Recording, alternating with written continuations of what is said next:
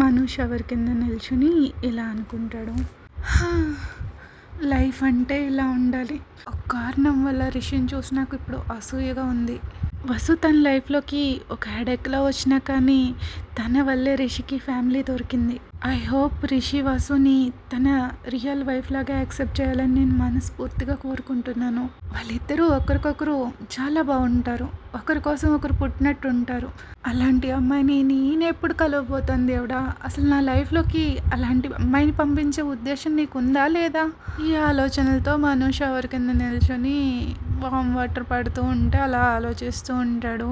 అసలు మేము ఢిల్లీ నుంచి ఇక్కడికి వచ్చేటప్పుడు ఎన్నో టెన్షన్స్‌తో వచ్చాము. కానీ ఇక్కడికి వచ్చాక మేమేదో పిక్నిక్ వచ్చినట్టు అనిపిస్తుంది. దానికి తోడు ఈ కుటుంబ ప్రేమను కూడా అనుభవించే అవకాశం దొరికింది. ఈ ఫ్యామిలీకి మాకు ఎలాంటి సంబంధం లేకపోయినప్పటికీ వాళ్ళెప్పుడూ మమ్మల్ని బయట వాళ్ళలా ఫీల్ అవ్వనివ్వలేదు.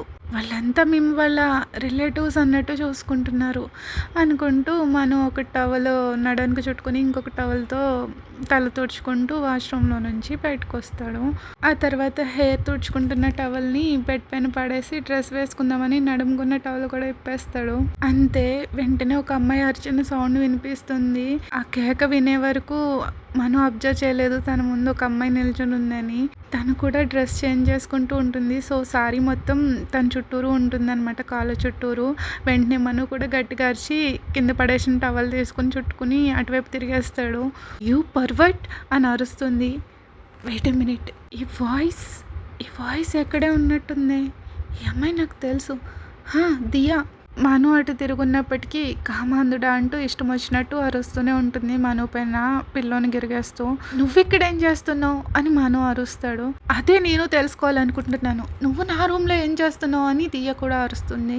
"నీ రూమా" అంటూ మను వెనక్కి తిరిగిపోతాడు.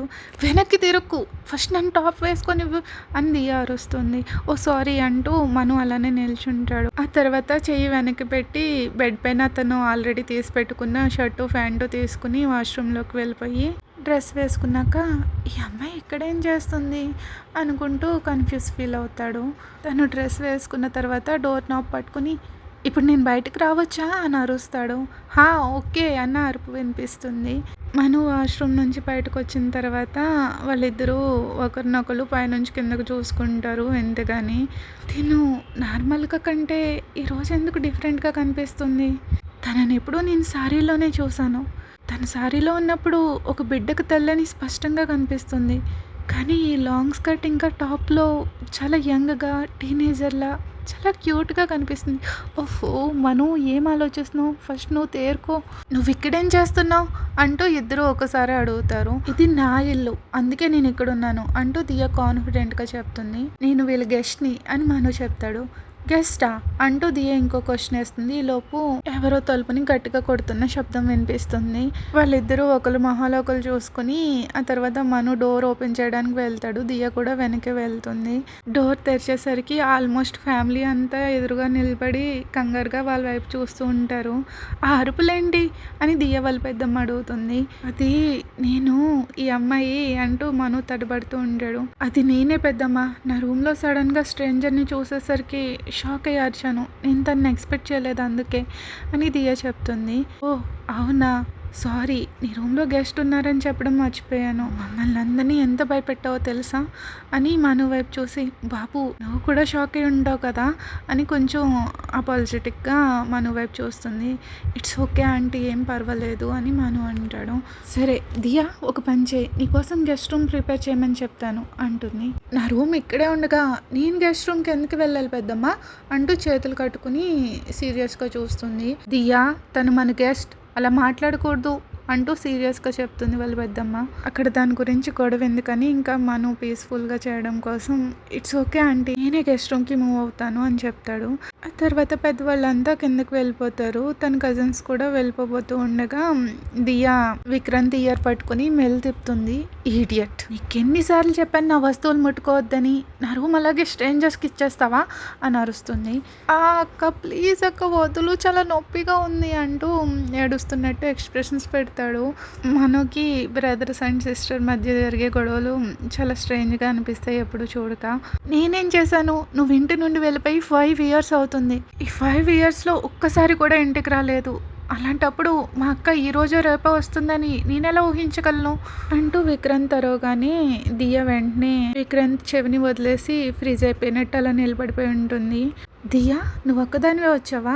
నీ హస్బెండ్ ఎక్కడా, బావగారు ఎక్కడ ఉన్నారు అంటూ విక్రమ్ అడుగుతాడు. దియ కంగారు పడుతూ మను వైపు చూసి ఆ తర్వాత తన సమాధానం కోసం క్యూరియస్గా వెయిట్ చేస్తున్న తన కజిన్స్ వైపు చూస్తుంది. అది అన్నయ్య, తను కొంచెం బిజీగా ఉన్నారు, అందుకే నన్ను వెళ్ళి మీట్ అవ్వమన్నారు మిమ్మల్ని అని దియా వణుకుతూ చెప్తుంది. వాట్ ద హెల్, వాళ్ళిద్దరికీ డివోర్స్ అయిపోయిందన్న విషయం వీళ్ళకి తెలీదా? తిను అక్కడ సృష్టించిన గందరగోళం తన ఫ్యామిలీకి తెలియదన్నమాట అని మను తన థాట్స్లో మునిగిపోతాడు. ఈలోపు ఎవరో ఏడుస్తున్న సౌండ్ వినిపిస్తుంది రూమ్లో. ఆ ఏడుపు మాయాది అంటూ ఆ ఏడుపు వస్తున్న వైపు చూసి ఈ తతంగం మధ్యలో పడి బెడ్ మీద పడుకుని ఉన్న తనని నేను గమనించనే లేదు అనుకుంటాడు. విక్రాంత్ బెడ్ పైన మాయని చూసి మాయా అంటూ తన వైపు దియా వైపు చూసి క్వశ్చన్ మార్క్ ఫేస్ అడుగుతాడు. దియా హా అన్నట్టు తలూపుతుంది. వెంటనే బంధువులంతా మనుని పక్కకు నెట్టేసి రూమ్లోకి దూసుకెళ్ళిపోతారు. ఆ పాప అప్పటికే ఏడుస్తుంది. వాళ్ళేమో నేను ఫస్ట్ అంటూ దెబ్బలాడుకుంటూ ఉంటారు తనని ఎత్తుకోవడానికి. ఈ తతంగానంతా వాళ్ళతో పాటు కలిసి చూస్తున్న రిషి మను వైపు చూస్తూ, సో ఏంటి పెద్ద మనవరాలు తనేనా అన్నట్టు క్వశ్చన్ మార్క్ ఫేస్తో ఏదో అడుగుతున్నట్టు మాట్లాడతాడు. నాకేం తెలుసురా, ఈ ఫ్యామిలీ నాకు రోజు సర్ప్రైజ్లు ఇస్తూనే ఉంది. యాక్చువల్లీ నాకు ఈ అమ్మాయి ముందే తెలుసు అని మను అంటాడు. అవునా, ఎలా అని రిషి అడుగుతాడు. ఒకప్పుడు నా కేసులో డిఫెండెంట్, నీకు చెప్పాను కదా ఆల్మోస్ట్ నేను ఒక కేసుని ఓడిపోయేవాడిని అని. ఏదో అదృష్టవశాత్తు వాళ్ళిద్దరూ కాంప్రమైజ్ అయ్యారు కాబట్టి సరిపోయింది అని మను చెప్తూ ఉంటే, నాకు గుర్తుంది అని రిషి అంటాడు. తన కూతురు కస్టడీ కేసు గురించి అని మను చెప్తాడు. గుర్తుంది అని రిషి అంటాడు. కానీ ఇక్కడ సిచ్యుయేషన్ చూస్తుంటే చాలా కన్ఫ్యూజింగ్గా ఉంది. తనకి డైవర్స్ అయినాయి అని కానీ, తనకి పుట్టిన బిడ్డ తన ఎక్స్ హస్బెండ్ది కాదు వేరొకరిదని కానీ ఈ ఫ్యామిలీలో ఎవరికీ తెలీదు అని మనం కొంచెం వరీ అవుతూ రిషితో చెప్తాడు. తనని అలా వదిలే, మేబీ తనకి టైం కావాలేమో, ఈ విషయాన్ని బయట పెట్టడానికి సరైన టైం కోసం ఎదురు చూస్తూ ఉండొచ్చు. ఇప్పుడు జరగబోయే ఫంక్షన్ వల్ల ఈ ఫ్యామిలీ ఎంత హ్యాపీగా ఉందో చూస్తున్నావు కదా, పైగా పెళ్ళికొడుకు తన అన్నే. ఐ హోప్ ఆ మ్యారేజ్ జరిగే వరకు తను నోరు విప్పదని నేను అనుకుంటున్నాను అని రిషి అంటాడు. మను కూడా అన్నట్టు తలుపుతాడు. ఈ విషయం జరుగుతున్నప్పుడు సిద్ధు ప్రేరణ అక్కడ లేరని గమనించి, ఇంతకీ సిద్ధు ప్రేరణ ఎక్కడా అని అడుగుతాడు. రేపు ఫంక్షన్ కోసం డ్రెస్ తీసుకుంటానని ప్రేరణ సిద్ధుని షాపింగ్కి తీసుకెళ్ళింది. అసలే సిద్ధు బాధ్యత గల భర్త, వాళ్ళు త్వరగా తిరిగి వస్తారని నువ్వు ఆశించుకో. ప్రేరణ పక్కూరు సిటీ మొత్తం షాప్లన్నీ ఊడ్చే వరకు కార్ దగ్గర కూడా తిరిగి రాదు అని నవ్వుతూ చెప్తాడు రిషి. మరి నీ సంగతి ఏంటి, నువ్వు వసు కోసం ఏమీ కొనాలనుకోవడం లేదా అని మను అడుగుతాడు. దానికి సమాధానంగా రిషి ఏం మాట్లాడకుండా సిగ్గుపడుతున్నట్టు చిన్న స్మైల్ ఇస్తాడు. వాట్, సిగ్గుపడుతున్నావా అని మను అరుస్తాడు. అంతే, రిషి వెంటనే తన రూమ్లోకి వెళ్ళిపోతాడు పరిగెట్టుకుంటూ. నెక్స్ట్ మను గెస్ట్ రూమ్కి షిఫ్ట్ అయిన తర్వాత దియా తన రూమ్కి వస్తుంది మనుతో మాట్లాడడానికి. తన డైవర్స్ గురించి కానీ, మనుకి తన గురించి తెలిసిన విషయాల గురించి కానీ, ఇంట్లో వాళ్ళతో కానీ, వసుతో కానీ, తన ఫ్యామిలీలో ఎవరితోనూ ఈవెన్ వసుతో కూడా డిస్కస్ చేయొద్దని చెప్తుంది. ఆ ఒక్క హెల్ప్ అడుగుతున్నానని. మనుకి కొంచెంసేపు తన్ని ఆట పట్టించాలనుకుంటాడు, కానీ సిచ్యుయేషన్ చూస్తానికే జాలేస్తుంది. ఓకే అని చెప్తాడు. సో సెకండ్ ఫ్లోర్లో తన రూమ్లో విండోలో నుంచి మను అలాగా మౌంటైన్స్ వైపు అది చూస్తూ ఉంటే కింద ప్రేరణ సిద్ధు రావడం చూస్తాడు ఫుల్ షాపింగ్ బ్యాగ్స్తో. షాపింగ్ ఎలా ఉంది అని మను ఫుల్గా అడగకముందే సిద్ధు అడగొద్దు ఇంకా అన్నట్టు తల అడ్డంగా ఊపేసి సైకిల్ చేస్తాడు. దాని గురించి నన్ను అడగకు, నా పని అయిపోయింది, నేను ఎక్కడ పడితే అక్కడే చచ్చిపోతా అంటూ నెమ్మదిగా తన రూమ్ వైపుకి పాక్కుంటూ వెళ్ళిపోతాడు. నువ్వు నిజంగా షాపింగ్కి వెళ్ళావా ఇంకేమైనా అని ప్రేరణ వైపు చూసి అడుగుతాడు. తను ఏం పట్టించుకోకు మను, తను కొంచెం ఓవర్గా రియాక్ట్ అవుతున్నాడు. మేము జస్ట్ 10-12 షాప్స్కి వెళ్ళుంటాం అంతే, ఆ మాత్రం దానికి ఇలా బిహేవ్ చేస్తున్నాడు అంటూ ప్రేరణ చెప్తుంది. వాట్ అన్నట్టు ఎక్స్ప్రెషన్స్ పెడతాడు మను ప్రేరణ మాటలు విని. ఒక డ్రెస్ కోసం 10 షాప్స్ తిప్పించావా, వాడిని తప్పు పట్టను నేను అనుకుని కొనుక్కుంటాడు. సరే కానీ నిన్నొక విషయం అడగాలనుకున్నాను. కింద చిన్న పాపని చూసాను తనెవరు? అని ప్రేరణ ఇంట్రెస్టింగ్‌గా అడుగుతుంది. మను దియా గురించి చెప్పగానే సరే తను వెళ్ళి మీట్ అవుతానని ప్రేరణ ఎక్సైటెడ్‌గా వెళ్తుంది. ప్రేరణ అంత హ్యాపీగా దియా రూమ్‌లోకి వెళ్ళి కొన్ని నిమిషాలకే మొహం మార్చేసుకుని దిగాలుగా తన రూమ్‌లోకి వెళ్ళిపోవడం మను చూస్తాడు. ఏమైంది? ఏమైనా దయ్యాన్ని చూసిందా ఏంటి? అంత సడన్‌గా వెనక్కెందుకొచ్చేసింది? మేబీ తను దియ్యాని కలవలేదేమో! లేకపోతే వాళ్ళిద్దరి మాటలు బయటకు వినిపించేయి కదా! అనుకుని మను అక్కడి నుంచి లేచి దియ్య ఉందో లేదో చెక్ చేయడానికి హాల్‌లో నడుస్తూ తన రూమ్‌లోకి తొంగి చూస్తాడు. దియ్య ఏవో ఫైల్స్‌ని చాలా ఇంట్రెస్టింగ్‌గా చూస్తూ ఉంటుంది. ఈలోపు తన ఫోన్ రింగ్ అవుతుంది. స్క్రీన్ వైపు చూసి దియ్య ఆ కాల్‌ని పట్టించుకోదు. కానీ తన మొబైల్ మళ్ళీ మళ్ళీ రింగ్ అవుతుంటే ఫైనల్‌గా దియ్య ఫోన్ లిఫ్ట్ చేసి "నీకేం కావాలి కెవిన్" అని అరుస్తుంది. ఓహ్! అయితే ఆ కాలు తన హస్బెండ్ నుంచా? ఎగ్జాక్ట్‌గా చెప్పాలంటే ఎక్స్ హస్బెండ్ అని మను అనుకుంటాడు. లేదు, నేను నీతో మాట్లాడాలనుకోవడం లేదు. మాట్లాడుకుని సమస్యను పరిష్కరించుకోవడానికి మన మధ్య ఇంకేమీ లేదు అంటూ కోపంగా అరుస్తుంది. ఈమెకు తన పైన ఎందుకు అంత కోపం వస్తుందో నాకు అర్థం కావట్లేదు. నాకు తెలిసిన దాని ప్రకారం చీట్ చేసింది తిను. తను తిని పైన కోపపడాలి కానీ తిను తిరిగి తన మీద కోపపడుతుంది. నువ్వు చేసిన తప్పుల గురించి నేను అందరితోని చెప్పాలని నువ్వు కోరుకుంటున్నావా? దయచేసి నన్ను ఇలా వదిలే కెవిన్. నన్ను ప్రశాంతంగా బ్రతకనివ్వు. నాకు నీ మీద ఎలాంటి ద్వేషం లేదు. ఇంకా మాయా విషయానికి వస్తే నువ్వెప్పుడు తన్ని నీ కూతుర్లో యాక్సెప్ట్ చేయలేదని నాకు తెలుసు. కానీ నేను అలా చేయలేను. నా కూతురికి నేను కావాలి. నేను తనతో లేకపోతే నా బిడ్డకి ఎవ్వరూ ఉండరు. నా చివరి శ్వాస వరకు నేను తనకి తోడుగా ఉంటాను. కాబట్టి ఈ డిస్కషన్ ఇక్కడితో ఆపేద్దాం. ప్లీజ్ దయచేసి ఇంకెప్పుడు నాకు ఫోన్ చేయకు అని చెప్పేసి కాల్ కట్ చేసేస్తుంది. ఆ కాల్ కట్ చేసిన తర్వాత దియ్య కంప్లీట్‌గా శూన్యంలోకి వెళ్ళిపోయినట్టు అలా ఉండిపోతుంది. ఈలోపు మను వెనక సైడ్ ఏదో శబ్దం అవుతున్నట్టు వెనక్కి తిరిగి చూస్తే మాయ నెమ్మదిగా స్టెప్స్ ఎక్కుతూ పైకొస్తుంది. తన వెనకే వసు కూడా ఉంటుంది. హే! తినెవరు? మాయ బేబీనా? అంటూ మను కొంచెం కింద కొంగి తనని ఎత్తుకుంటాడు. అంతే మాయ వెంటనే కిలకిలా నవ్వుతూ ఉంటుంది. తన కళ్ళు చాలా బాగున్నాయి, ఎవరినైనా కరిగించేస్తాయి అనుకుంటాడు. కానీ తినెందుకు నేను ముందు చూసిన దానికంటే ఇప్పుడు చాలా వీక్‌గా కనిపిస్తుంది. ఈ 1 వీక్‌లో ఇంత తక్కువ టైంలోనే ఇంతలా వెయిట్ తగ్గిపోయింది అని మను అనుకుంటాడు.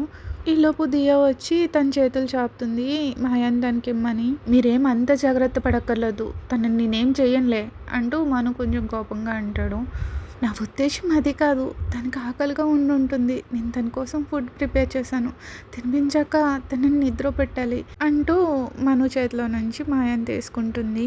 అక్క నీ కూతురు ఎంత క్యూట్‌గా ఉందో తెలుసా? తన్ని అసలు కింద పెట్టాలని అనిపించట్లేదు. కానీ విక్రమన్నయ్య ఎంగేజ్మెంట్ అయిన తర్వాత నువ్వు న్యూయార్క్ వెళ్ళిపోతున్నావని చిన్న పెద్దనాన్న అంటుంటే విన్నాను.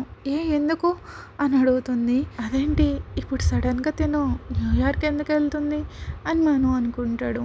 నేను అమ్మని చూసి చాలా సంవత్సరాలు అయిపోయింది వసు. నేను తనని కలవాలనుకుంటున్నాను.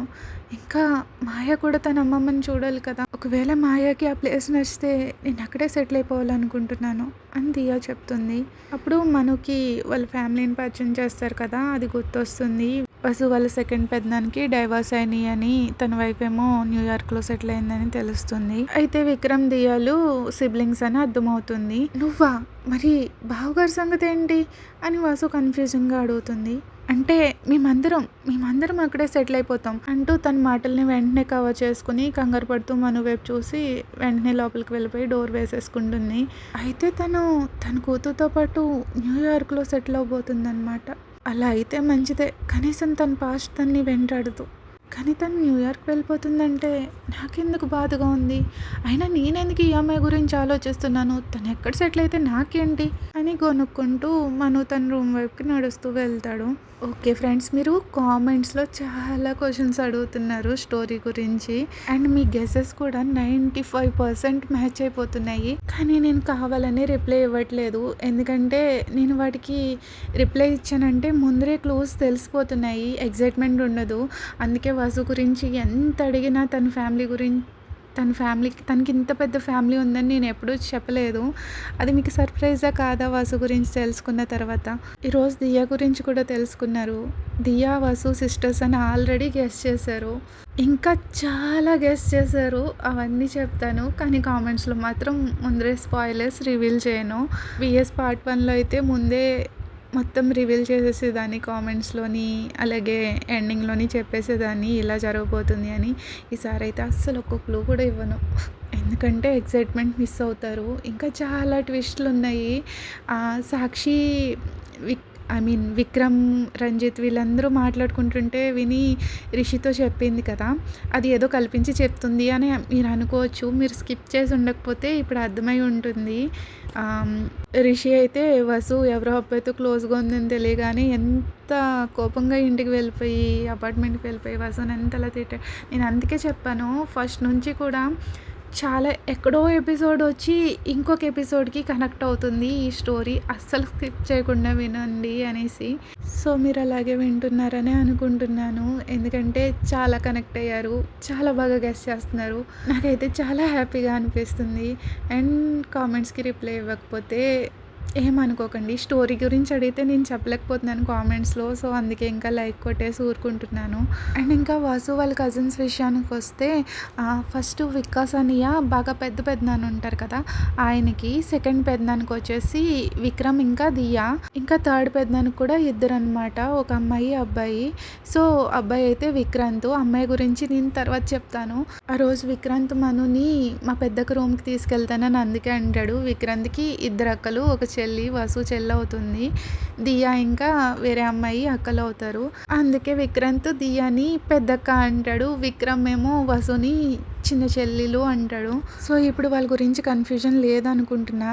అండ్ నెక్స్ట్ ఎపిసోడ్‌లో ఇంకొక ట్విస్ట్ రివీల్ అవుతుంది. దానిని ఆల్రెడీ ఒకరు గెస్ చేశారు, కామెంట్ కూడా చేశారు. సో, ఆ ట్విస్ట్‌ని అందరికీ రివీల్ చేయడం ఇష్టం లేక తనకి రిప్లై కూడా ఇవ్వలేదు పాపం. తను ఎప్పుడో కామెంట్ చేశారు. Okay friends, thank you for understanding. Thank you for listening. మీకు కనుక ఈ ఎపిసోడ్ నచ్చితే లైక్ చేయడం మర్చిపోకండి. Please like, share, subscribe. Bye bye.